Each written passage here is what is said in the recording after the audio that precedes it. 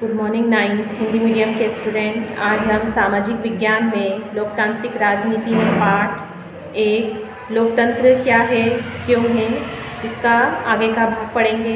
अभी तक हम पढ़ चुके हैं कि लोकतंत्र की विशेषताएं क्या है, लोकतंत्र क्यों जरूरी है, क्यों आवश्यक है। इसके बाद हमने पढ़ा था कि लोकतंत्र के विपक्ष में क्या तर्क है और पक्ष में क्या तर्क है। तो हम क्या पढ़ रहे थे कि इसके पक्ष में क्या तर्क है। हमने देखा और जाना कि लोकतंत्र शासन पद्धति दूसरों से बेहतर है क्योंकि यह शासन का अधिक जवाबदेही वाला स्वरूप है। गैर सरकारी लोकतांत्रिक सरकारों की तुलना में लोकतांत्रिक सरकारों से बेहतर फैसला करने वाला कोई एक अन्य कारण नहीं है। इसमें सभी मिलकर चर्चा कर सकते हैं, बहस कर सकते हैं। और कई बार ऐसा होता है कि किसी एक मसले पर अनेक लोगों की जब राय ली जाती है और उस पर काम किया जाता है तो गलतियां कम होने की गुंजाइश बनी रहती है। इसके अलावा इस प्रकार लोकतंत्र क्या है, बेहतर निर्णय लेने की संभावना को भी बढ़ाता है। इसलिए कहा जाए तो लोकतंत्र शासन व्यवस्था एक अच्छी शासन व्यवस्था भी साबित हो सकती है। दूसरी बात यहाँ पर यह है कि लोकतंत्र मतभेदों और टकरावों को संभालने का तरीका भी उपलब्ध कराता है। किसी भी समाज में लोगों के हितों और विचारों में अंतर होगा, ये तो सभी जानते हैं। सभी के विचार एक जैसे नहीं रहते हैं, सभी लोग एक जैसे नहीं रहते हैं, सब में बहुत सारी भिन्नताएं होती हैं। तो कई बार काम करने का तरीका भी अलग अलग हो सकता है, लेकिन हो सकता है कि वो का तरीका सब मिलकर अगर उस बात को आगे बढ़ाए तो जनता के हित में कई बार वो चीज़ हो जाती है। भारत की तरह भारी सामाजिक विविधता वाले देश में इस तरह का अंतर और भी ज़्यादा होता है। अलग अलग इलाकों में अलग अलग समूहों के लोग रहते हैं।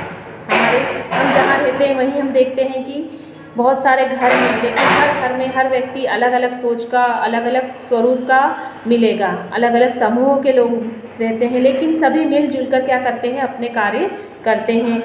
विभिन्न भाषाएं बोलने वाले लोग रहते हैं। धार्मिक मान्यताएं सबकी अलग अलग है, जातियाँ सबकी अलग अलग है। दुनिया को ये सभी अलग अलग दृष्टिकोण से देखते हैं। सबकी सोच, सबके विचार, भाव सब अलग होते हैं।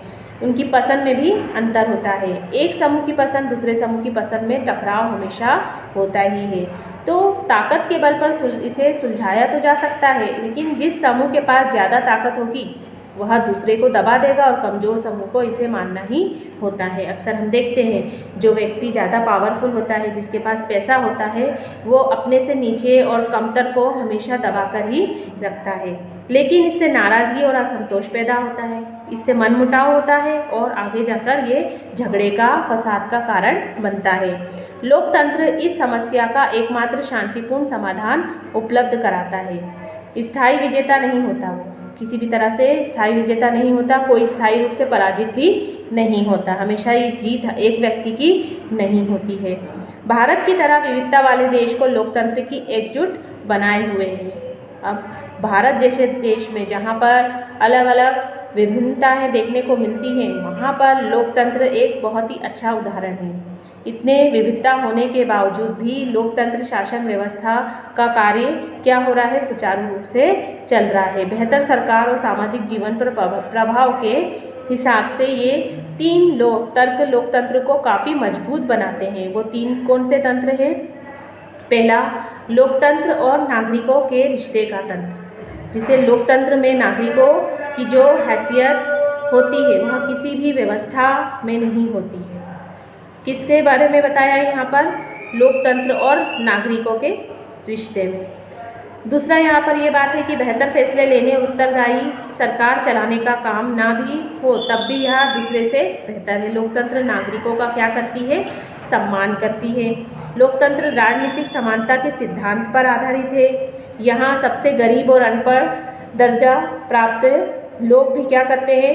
पढ़े लिखे अमीर लोग भी सब मिलजुल कर अपना मत देते हैं और सभी को समान अधिकार प्राप्त होते हैं। यहाँ तक कि कोई एक व्यक्ति शासक ना होकर बल्कि प्रजा ना होकर खुद अपने शासक होते हैं। प्रजा ही खुद अपनी शासक होती है, क्योंकि ये प्रजा के द्वारा ही, यानी जनता के द्वारा ही चुनकर जो व्यक्ति आते हैं वही क्या करते हैं? सरकार बनाते हैं। तो अगर वे गलतियाँ करते हैं तब भी वे खुद के लिए ही जवाबदेह होते हैं और उनको फिर जनता ही जनता को ही क्या करना पड़ता है, जवाब देना पड़ता है। लोकतंत्र के पक्ष में आखिरी तर्क क्या है कि लोकतंत्र व्यवस्था दूसरों से बेहतर है क्योंकि इससे हमें अपनी गलती ठीक करने का मौका मिलता है, अवसर मिलता है। किसी भी किस्म की सरकार इस बात की गारंटी नहीं दे सकती।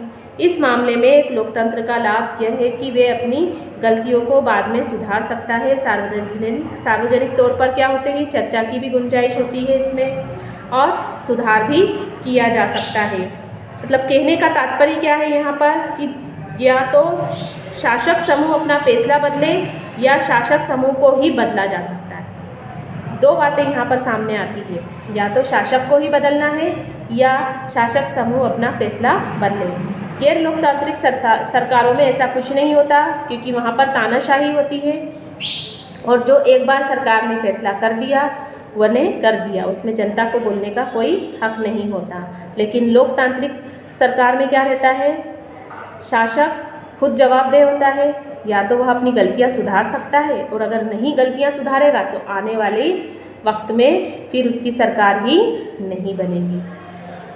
अब इस चर्चा में समेटे हम आगे बढ़ते हैं। लोकतंत्र हमें सब चीज़ नहीं दे सकता, ना ही यह सभी समस्याओं का समाधान है। यह अच्छे फैसले के लिए बेहतर अवसर उपलब्ध तो कराता है, इससे लोगों की इच्छाओं का सम्मान किए जाने की ज़्यादा संभावना है। इससे अलग अलग तरह के लोग ज़्यादा बेहतर ढंग से साथ साथ रह सकते हैं। सभी एक साथ मिलकर, अलग सोच वाले, अलग जाति वाले और धर्म को मानने वाले सब मिलजुल कर क्या करते हैं, इसमें कार्य करते हैं। गलती सुधारने की संभावना और इसमें सभी नागरिकों को ज़्यादा सम्मान भी मिलता है। इसके अलावा अब हम पढ़ेंगे कि लोकतंत्र का बृहत्तर अर्थ, बड़ा अर्थ क्या है। लोकतंत्र की इस प्रकार की व्याख्या हमें उन न्यूनतम विशेषता और गुणों की पहचान कराती है जो लोकतंत्र के लिए जरूरी है। हम जिस देश में रहते हैं, जिन देशों में लोकतंत्र होने की बात करते हैं, वहाँ सभी लोग शासन नहीं चलाते। सभी लोगों की तरफ से बहुमत को फैसले लेने का अधिकार होता है। अब हमारे देश में तो शासन व्यवस्था, लोकतंत्र शासन व्यवस्था है, लेकिन जरूरी नहीं कि सभी देशों में ऐसा हो। बहुमत का शासन भी चुने हुए प्रतिनिधि के माध्यम से होता है। आधुनिक लोकतांत्रिक शासन व्यवस्था में रहने इतने अधिक लोग होते हैं कि हर बात के लिए सबको साथ बिठाकर सामूहिक फैसला कर पाना भी संभव नहीं होता। अगर यह संभव हो पाता तो हर एक नागरिक के पास हर फैसले में भाग लेने का समय होता, इच्छा और योग्यता कौशल नहीं होता। तो इससे स्पष्ट क्या होता है कि लोकतांत्रिक और अलोकतांत्रिक सरकारों में अंतर करने में हमको मदद मिलती है, लेकिन इससे हमें एक सामान्य लोकतंत्र और एक अच्छे लोकतंत्र के बीच अंतर करने की क्षमता नहीं मिल पाती। हम ये नहीं जान सकते कि कौन सही है और कौन गलत है। कई बार लोकतंत्र का प्रयोग सरकार से अलग संगठनों के लिए भी किया जाता है। हम लोगों का परिवार काफ़ी लोकतांत्रिक है। जब भी फैसला करना होता है तो हम सभी साथ बैठकर आपसी सहमति से फैसले लेते हैं। ऐसा हमारे घरों में भी होता है। जो बड़े रहते हैं, बुजुर्ग रहते हैं, सबसे पहले उनकी राय ली जाती है, फिर साथ में सभी को बैठाकर अगर कोई बात पे चर्चा करना हो तो सभी व्यक्ति मिलजुल कर सहमति देते हैं और राय कायम करते हैं। फैसले में मेरे विचारों का भी उतना ही महत्व होता है जितना मेरे पिताजी का। ये तो आपने देखा होगा, कई बार बच्चों की भी किसी काम में सलाह ली जाती है। ऐसा नहीं है कि बड़े ही उस काम को करें, लेकिन हो सकता है कि कई बार ऐसे फैसले होते हैं जिसमें बच्चों की सलाह ली जाती है। तो ज़रूरी नहीं कि पिताजी जो बात बता रहे हैं या जो उनका फैसला है वो सही हो सकता है कि कई बार बच्चे जो फैसला लेते हैं या जो बच्चों की राय ली जाती है उससे भी वो सहमति बता सकते हैं। मुझे वे शिक्षक नापसंद है जो कक्षा में छात्रों को बोलने और सवाल पूछने की इजाज़त नहीं देते। अब यहाँ पर कुछ बातें बताई है जिसमें एक बात क्या है कि वो शिक्षक सही नहीं है जो बच्चों को सवाल पूछने नहीं देते या बात करने नहीं देते। बात करने या बोलने से तात्पर्य मतलब वो अगर कुछ विषय पर चर्चा करना चाहते हैं या कोई प्रश्न पूछना चाहते हैं तो उन्हें समान अवसर देना चाहिए।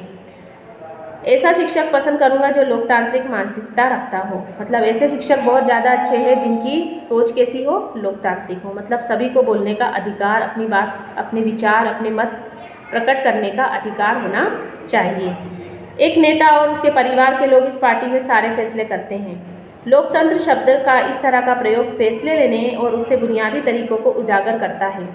लोकतांत्रिक फैसले का मतलब उस फैसले में प्रभावित होने वाले सभी लोगों के साथ विचार विमर्श के बाद उनकी स्वीकृति और फैसले यानी जो बहुत शक्तिशाली ना हो उसका भी फैसला मायने रखता है। जरूरी नहीं कि उस व्यक्ति के पास पावर है, ताकत है, तो अगर वो कह रहा है तो वो बात सही हो। इसमें सभी के तर्क विचार किए जाते हैं, सभी अपने मत रखते हैं और जो मत बिल्कुल सही रहता है, जिसमें ज़्यादा बहुमत आते हैं, उसी की बात मान ली जाती है और माननी होती है। कई बार हम लोकतंत्र शब्द का प्रयोग किसी मौजूदा सरकार के लिए नहीं, कुछ आदर्शों के लिए भी करते हैं। वो आदर्श क्या है कि वास्तविक लोकतंत्र तभी आएगा जब किसी को भी भूखे पेट सोना ना पड़े। प्रत्येक नागरिक को फैसला लेने, समान भूमिका निभाने का अधिकार होना चाहिए। इसके साथ वोट के समान अधिकार भर की जरूरत नहीं। हर नागरिक को इसके लिए सूचना की समान उपलब्धता और बुनियादी शिक्षा, बुनियादी संसाधन और पक्की निष्ठा होनी चाहिए। इसी के आधार पर हम लोकतंत्र को सर्वोपरि मान सकते हैं। फिर भी आदर्श के रूप में लोकतंत्र की हमारी समझदारी हमें बार बार यह याद दिलाती है कि हम लोकतंत्र को इतना महत्व क्यों देते हैं। इससे हमें मौजूदा लोकतांत्रिक व्यवस्थाओं को परखने का मौका मिलता है, उनकी कमजोरियों को पहचानने में मदद मिलती है। इस किताब में हमने लोकतंत्र की व्यापक अवधारणा का ज़्यादा बातें नहीं की, लेकिन फिर भी हमें जो भी समझ में आया उससे क्या बात स्पष्ट होती है कि लोकतांत्रिक समाज और अपने लोकतंत्र के मूल्यांकन के तरीकों के बारे में और ज़्यादा हमें बातें जानना होगी। तभी एक लोकतंत्र को हम समझ पाएंगे, उस सरकार को समझ पाएंगे और हमें अच्छे बुरे की पहचान होगी। समानता के आधार पर चर्चा विचार विमर्श के बुनियादी सिद्धांत को माना जाए तो लोकतांत्रिक ढंग का फैसला भी कई तरह से हो सकता है। लोकतंत्र की जिन विशेषताओं की चर्चा हम इस अध्याय में करे हैं वो सब क्या है, न्यूनतम शर्तें हैं। एक आदर्श लोकतंत्र में निर्णय लेने की प्रक्रिया लोकतांत्रिक होनी चाहिए और हर लोकतंत्र को इस आदर्श को पाने का प्रयास करना चाहिए। तो आपको इस पाठ को यहाँ तक पढ़ना है और समझना है।